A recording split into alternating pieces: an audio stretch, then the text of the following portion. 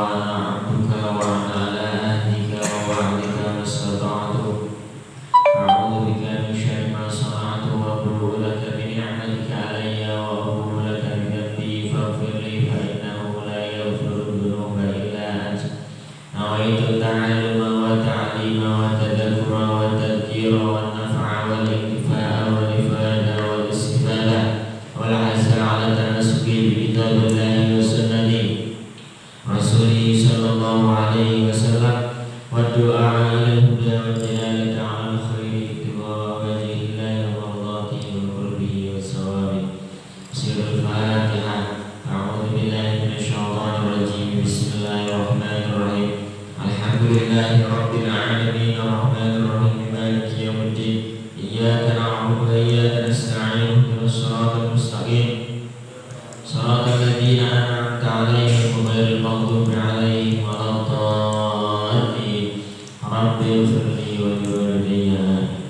السلام عليكم ورحمة الله وبركاته. Assalamualaikum warahmatullahi wabarakatuh. Waalaikumsalam warahmatullahi wabarakatuh. Sabah khair. Baik, bilamsi mada yabhas, mada nabhas.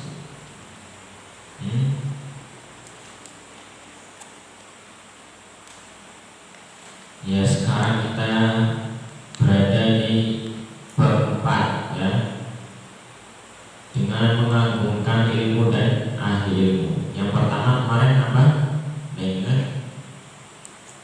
Yang pertama mengagungkan ilmu. Yang kedua mengagungkan guru. Ya. Dan sekarang kita akan membahas tentang yang ketiga, yakni memuliakan kitab. Qala al-musannifu radhiyallahu qala al-musannifu as-Syaikh Az-Zarnuji radhiyallahu anhu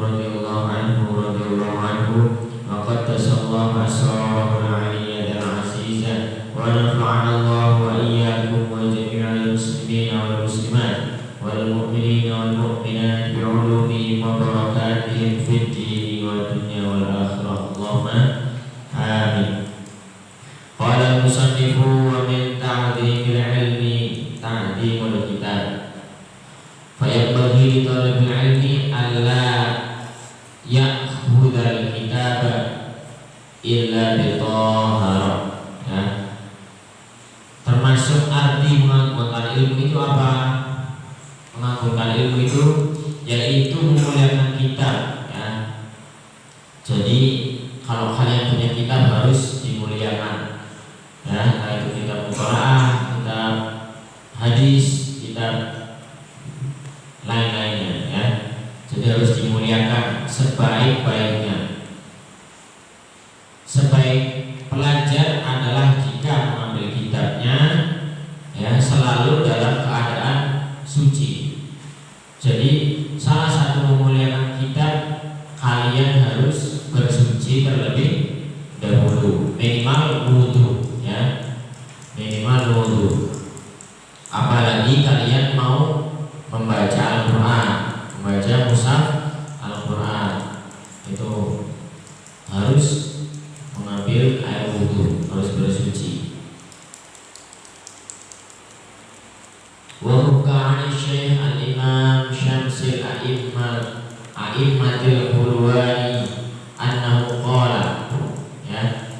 Dan ada hikayat bahwa Syekhul Islam Syamsul A'immah Al-Hulwani pernah berkata, qala innama niltu hadzal ilma bita'zimi fa inni ma akhadtul ghida illa bitahara ya. Kata Syekhul Islam Syamsul A'immah Al-Hulawi pernah berkata,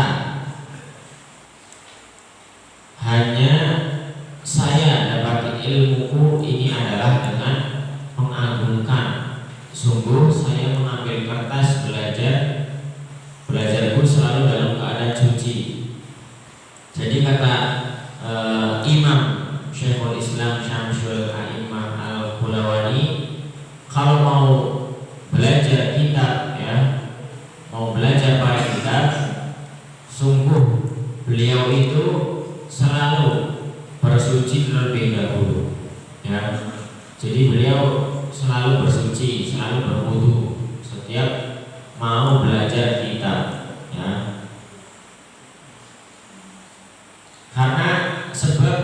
Karena itu beliau masuk ilmunya ya, jadi mendapatkan ilmu lebih mudah kalau kita sebelumnya sudah bersuci.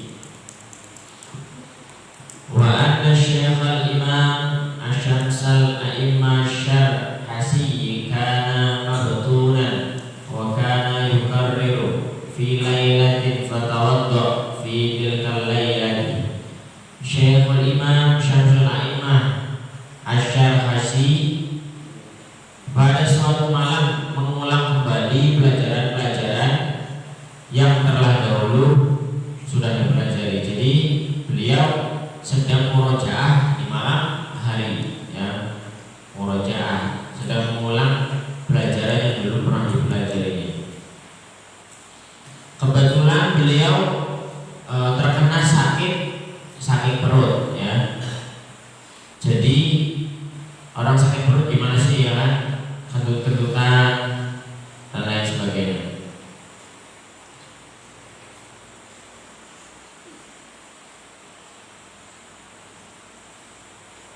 Fi tilkal layali sab'a asyrata maratan bi annahu kana yuqarrib ila bitahara. Hadha li anna al-'ilma nurun wal wudu'a nurun fayasdadu nurul ilmi bihi. Untuk itu beliau terpaksa melakukan 17 kali berwudu ya. Jadi beliau pas murojaah malam-malam ya, kebetulan beliau sedang sakit perut, Imam Syamsul A'imah Asy-Syarhasi ya. Pas murojaah ternyata lagi sakit perut ya. Untuk itu beliau terpaksa batal wudu lagi sampai berapa? Sab'a asyrata marrah,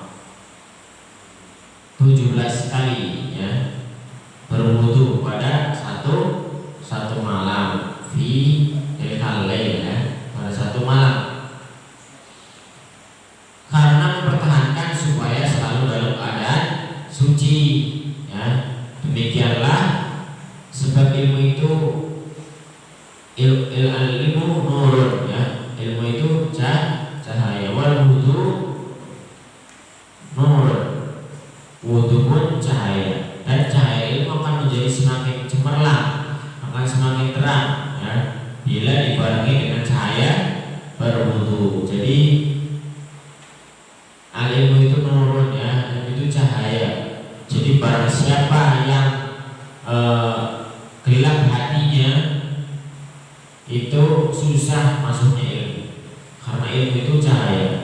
Kalau di hati kita, di hati kalian ada kegelapan itu apa? Dengkian, kebencian, balas dendam dan lain-lain.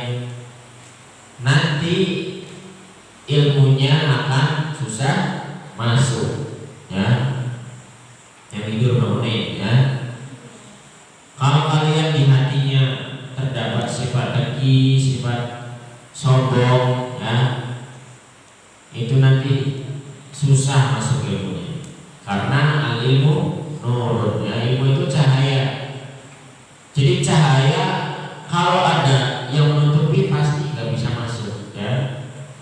Contoh masjid ini, masjid siang hari jam 12 malam, jam 12 siang ya, pintunya ditutup semuanya pakai hordeng semuanya. Sinar matahari bakal masuk apa enggak? Enggak, karena ditutup, ada hijabnya, ditutup rapat.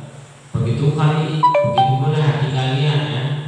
Kalau hati kalian terdapat penutupnya ya, penutup itu apa ya? Itu tadi kedengkian, benci sama teman, nggak suka, apalagi udah nggak suka sama pelajaran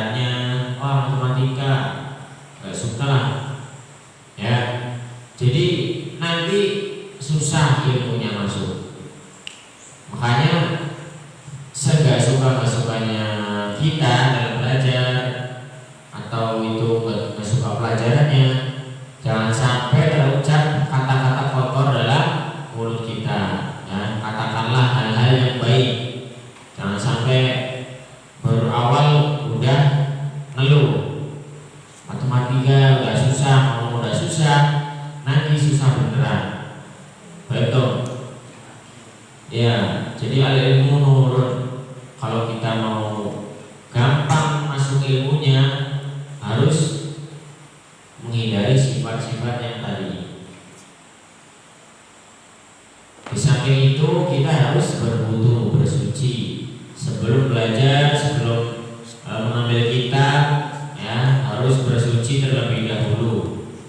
Apalagi itu kitab Al-Quran, apalagi kitab tafsir atau dan lain sebagainya, hadis ya, dianjurkan untuk berwudu karena lebih mudah masuknya ilmu.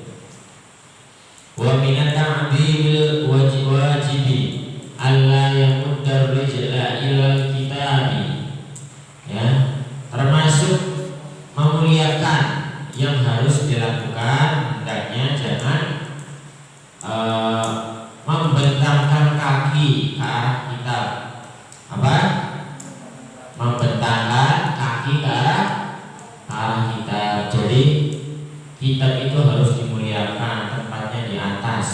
Ya, jangan sampai kita belajar tapi kitabnya di bawah kaki, ya, nggak boleh sejajar sama kaki, itu nggak boleh. Harus ada apa namanya, tatakan tahu, harus ada saraf ya, disarapin. Jadi kalian kalau taruh di lantai itu harusnya nggak boleh ya. Bawa papan dada kalau belajar LSA, bawa papan dada, taruh di sini, nulisnya di lutut atau di mana. Jadi jangan nulis di lantai ya. Jadi kitab nggak boleh sejajar sama kaki, nggak boleh, apalagi kita Al-Quran ya, nggak boleh. Kaki kita lebih tinggi daripada kitab ya. Kitab itu mulia ya, kaki kita itu hina. Kaki yang hina ini masa lebih tinggi derajatnya daripada kitab? Nggak boleh ya. Baik ya, catat, nggak boleh membentangkan kaki ke arah kitab. Wa yad'a kutubat tafsiri fawqa sa'il kutubi ta'ziman. Ya. Kitab tafsir letaknya di atas kitab-kitab yang lain. Perhatikan, kamu yang tidur bangunin, nanti nggak paham. Bangunin, penting ini. Bangunin. Ya, jadi kitab-kitab yang mengandung tafsir, ya, mengandung ayat Al-Quran, mengandung hadis, itu harus letaknya harus di atas. Baik toh? Kalau kalian di lemari kali ya, kitabnya ditumpuk, bukunya ditumpuk. Nah, yang mengandung tafsir Al-Quran, ayat-ayat Al-Quran, hadis dan lain sebagainya, itu diletakkan di atas. Jangan dibawa kembali, matematika di atas, tafsirnya di bawah. Jangan ya. Jadi nanti kalau begitu pun bawa ke kelas, kalian sekolah nggak bawa tas kan? Nah, kitabnya ditumpuk. Nah, itu kitab yang mengandung tulisan Arab itu lebih dimuliakan. Yang apalagi yang mengandung ayat-ayat Al-Quran atau tafsir. Ya, dengar nggak ya? Paham nggak ya? Paham nggak? Nah, harus yang mengandung tafsir, yang mengandung ayat-ayat Al-Quran harus di atas. Ya, habis ini yang benar taruhnya, jangan sampai kembali. Wala yad'a 'alal kitabi syai'an akhar wa kana ustadu Burhanuddin yahki an syekh minal masyayikh anna faqihan kana wada'al yarda 'alal kitabi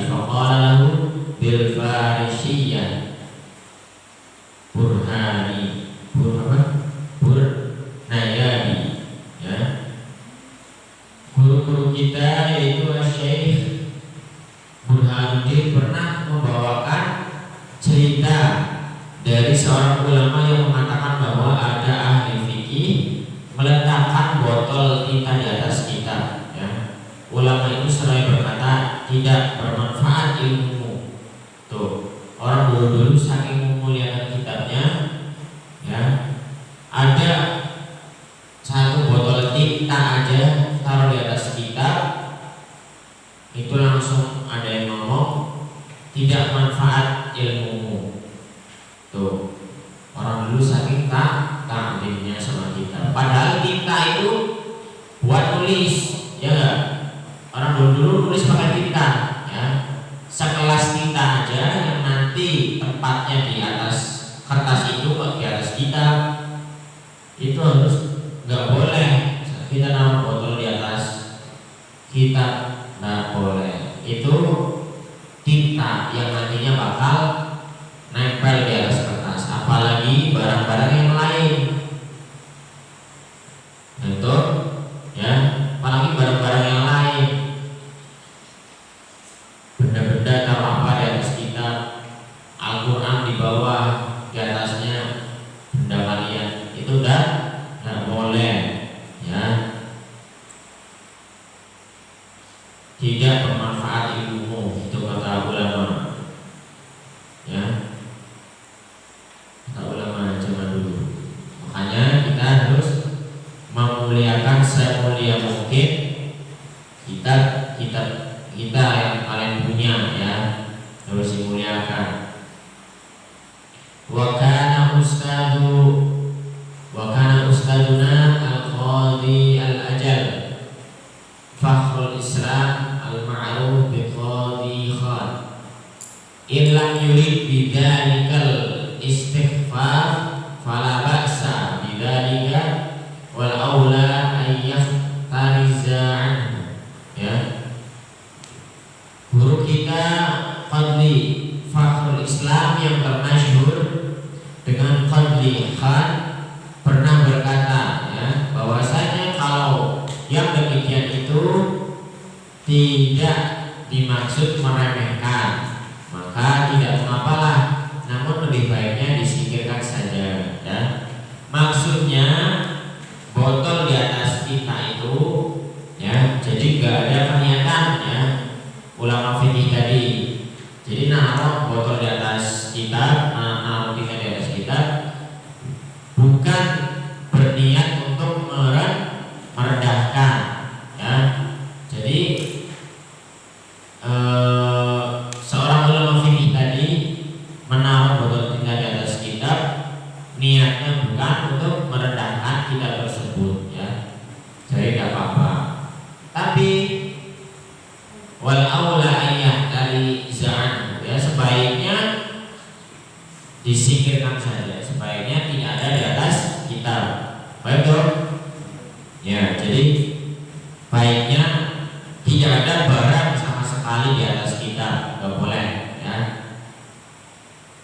Hatta kalian niatnya nggak merendahkan kitab, itu boleh. Cuman baiknya itu harus bersih, ya, di atas kitab. Jangan sampai ada barang-barang.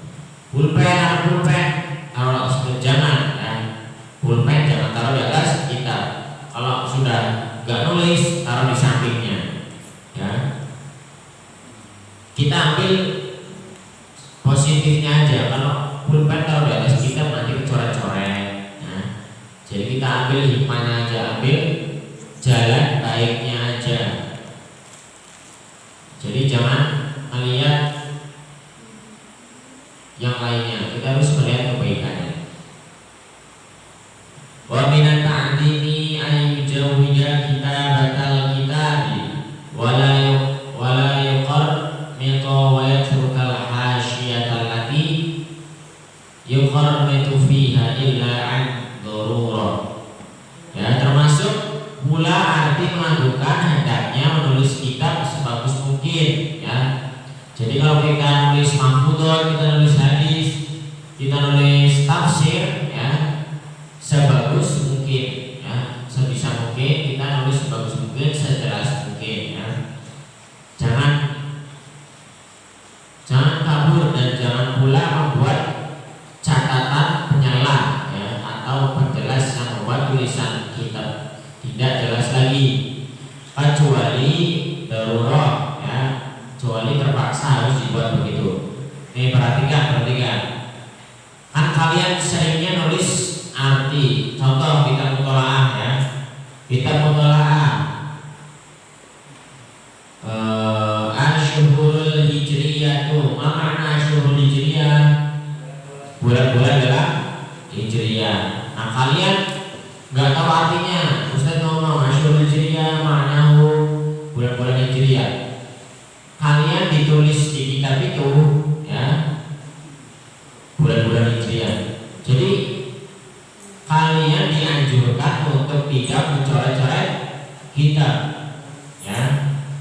Hendaknya kita harus tulis sebagus mungkin, serapi mungkin ya.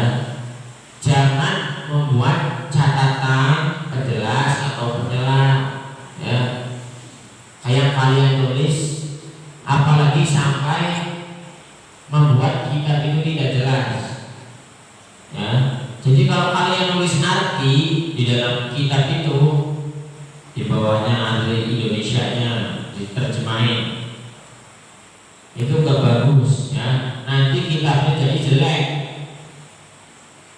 Paham ya? Ini hal sepele tapi banyak yang menyepelekan. Hal kecil tapi banyak yang melupakan, disepelekan ya. Nanti kitabnya jadi jelek. Jadi apa efeknya Ustaz? Efeknya nanti kalian kalau mau hafalan susah ya, itu kayak kitab itu alfi ya. Kita berasya.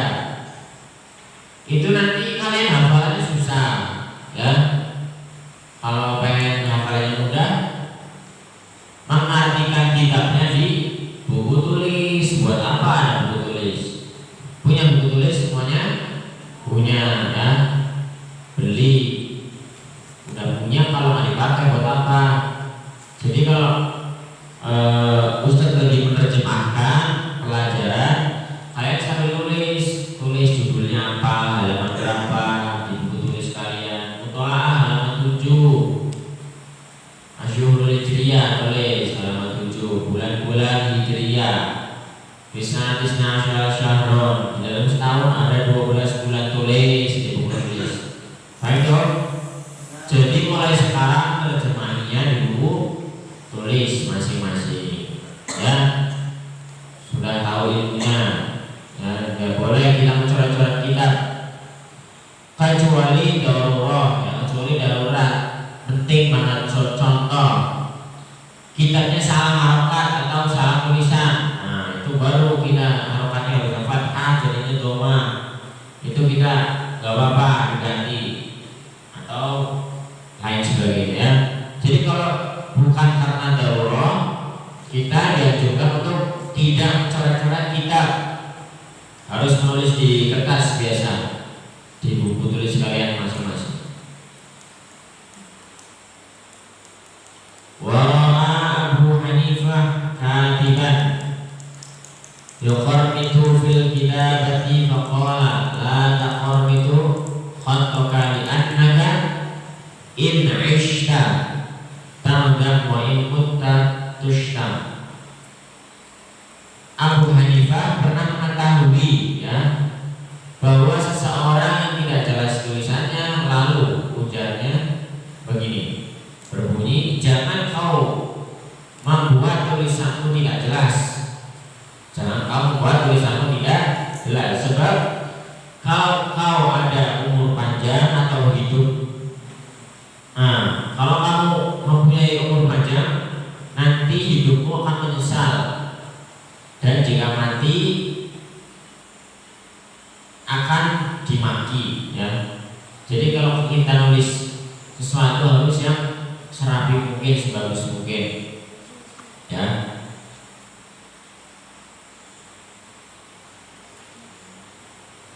Waqia 'ani Syekh Imam Muhammad Majduddin As-Sarhaki rahimahullahu ta'ala anhu qala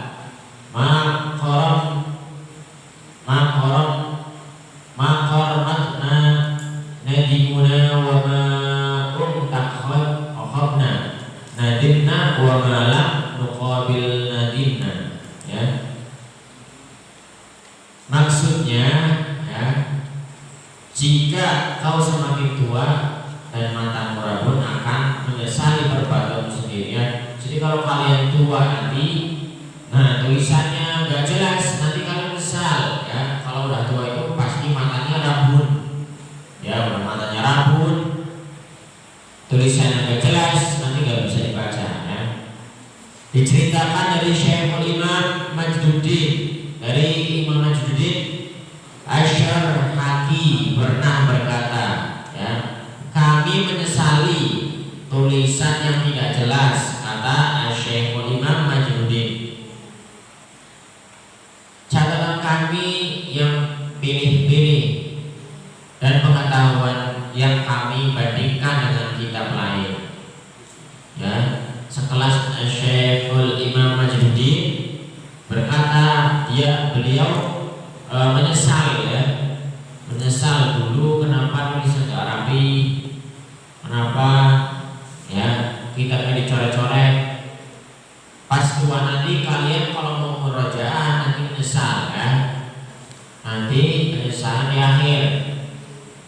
Pas udah tua kalian matanya udah rabun, matanya udah kurang, ya, udah minus. Nah tulisannya ditambah gak jelas, nanti gak bisa dibaca lagi.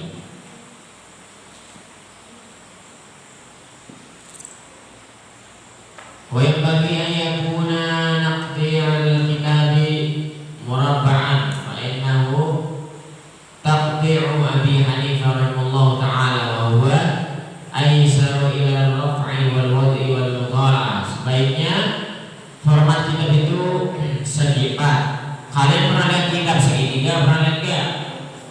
Pernah lihat kitab segitiga? Bulat? Lope-lope? Pernah enggak? Ya. Bagusnya kitab ya segi 4. Ya. Jangan aneh-aneh. Nanti kalau kalian jadi penulis, jangan aneh-aneh. Selain kotak, begini ada segitiga, ada bulat, ada kotak, ada silang, ya. Banyak bagi ayakuna fil kitabi syai'un minal hamra fa innaha sani'ul falasifah la sani'us salaf wa min masyaikhina makarrat isti'mal al-markabil ahmar. Sebaiknya pula jangan ada warna merah di dalam kitab. Ini perhatikan, apalagi nulis Arab, ya. Jadi sebisa mungkin kalian jangan menulis pakai pulpen merah, ya. Bagusnya pulpen hitam. Kalau nggak ada hitam pakai pulpen biru, udah bentuk-bentuknya biru. Jadi kalau mau nulis pulpennya jangan warna merah, jangan warna-warni, ya. Karena itu perbuatan kaum filsafat, bukan ulama salaf, ya. Lebih dari itu ada di antara guru-guru kita yang tidak suka memakai kendaraan berwarna merah, ya. Jadi orang-orang zaman dulu, orang-orang salaf itu jarang yang suka warna merah, ya. Selain itu juga kalau warna merah itu perbuatan kaum filsafat, kaum dulu, ya. Jadi kita bisa mungkin kalau nulis pakai pulpen yang warna hitam dan warna biru, bentuk-bentuknya jangan sampai merah. Kalau guru